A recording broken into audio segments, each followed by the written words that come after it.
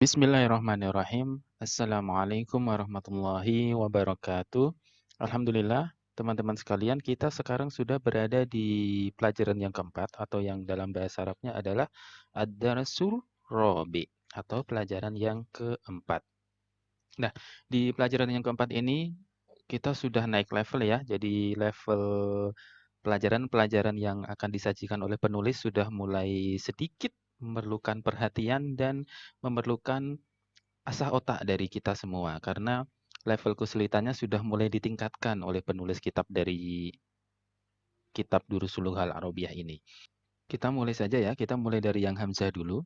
Nanti insya Allah akan paham sendiri karena insya Allah saya juga akan mulai memberikan keterangan sedetail dan sepelan-pelan mungkin agar teman-teman yang betul-betul awam bisa betul-betul memahami pelajaran-pelajaran yang disampaikan di dalam kitab Durusul Lughah Al-Arabiyah ini. Insya Allah. Baik, yang pertama, al-baitu titik dua fil baiti, al-masjidu titik dua fil masjidi, al-maktabu titik dua alal maktabi, as-sariru titik dua alas sariri. Nah, apa yang dimaksud dengan pelajaran yang pertama ini dari Adar Surobi ini? Kita kemarin sudah belajar tentang yang namanya isim nakiroh, yaitu isim yang kata benda yang masih bersifat umum. Misalkan baitun yang artinya adalah rumah. Jadi setiap isim nakiroh itu pasti masih ada tanwinnya seperti ini. Baitun masih tanwin ya. Jadi isim nakiroh atau isim yang kata benda yang masih bersifat umum itu memiliki tanwin di belakangnya. Baitun seperti ini contohnya. Kemudian ketika dia kemasukan al, yakni dia menjadi isim ma'rifat atau kata benda yang bersifat khusus, maka dia tidak menerima tanwin lagi, tetapi dia hanya berharokat dhammah. Al-baitu. Kemudian di sini kita akan belajar yang namanya huruf jar. Huruf jar itu ada banyak, tetapi di sini penulis memberikan kita dua contoh, yaitu fi dan ala. Baitun, ketika kemasukan al, maka dia menjadi al-baitu, tetapi al-baitu ketika dia kemasukan fi atau ala, dia akan otomatis harokat terakhirnya adalah harokat kasroh. Maka dia jadinya adalah fil baiti atau alal baiti. Nah, makanya di sini contoh-contohnya al baitu titik dua fil baiti. Al baitu ketika kemasukan fi di depannya, maka dia akan otomatis menjadi kasroh fil baiti.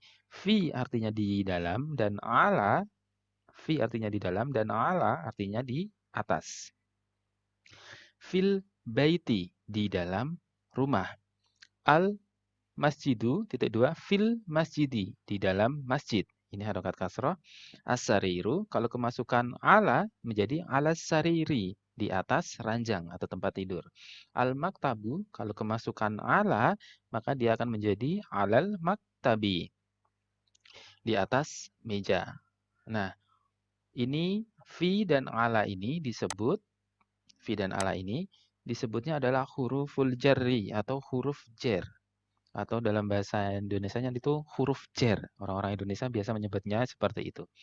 Nah, huruf jar itu sebetulnya banyak, tetapi saya ambil image ini dari konitah.com ya. Jadi ada beberapa huruf jar yang masyhur seperti fi, min, ila, dan ala. Fi artinya di dalam, min artinya dari, ila artinya ke, dan ala artinya di atas.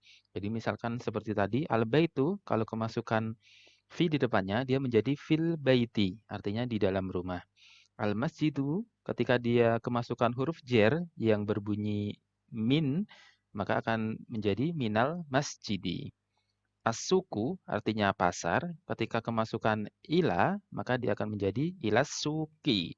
Tidak lagi as-suku, artinya ke pasar. Al-maktabu ketika kemasukan ala, maka dia akan menjadi alal maktabi, yang artinya di atas huruf jar yang fi yang artinya di dalam, min yang artinya dari, ila yang artinya ke, dan ala yang artinya di atas ini, memang fungsinya adalah untuk memberikan harokat kasroh di isim atau kata benda setelahnya. Baik, demikian penjelasan tentang kitab Ushul Lughah dari saya. Apabila teman-teman merasa video ini bermanfaat, silahkan like, subscribe, dan kalau sempat nyalakan loncengnya supaya teman-teman bisa mendapatkan informasi atau updatean video-video terbaru dari saya yang membahas lebih lengkap tentang kitab Ushul Lughah Al-Arabiyah ini. Apabila teman-teman masih ada pertanyaan, silahkan tulis di kolom komentar. Insya Allah akan saya jawab dan dijadikan bahan diskusi.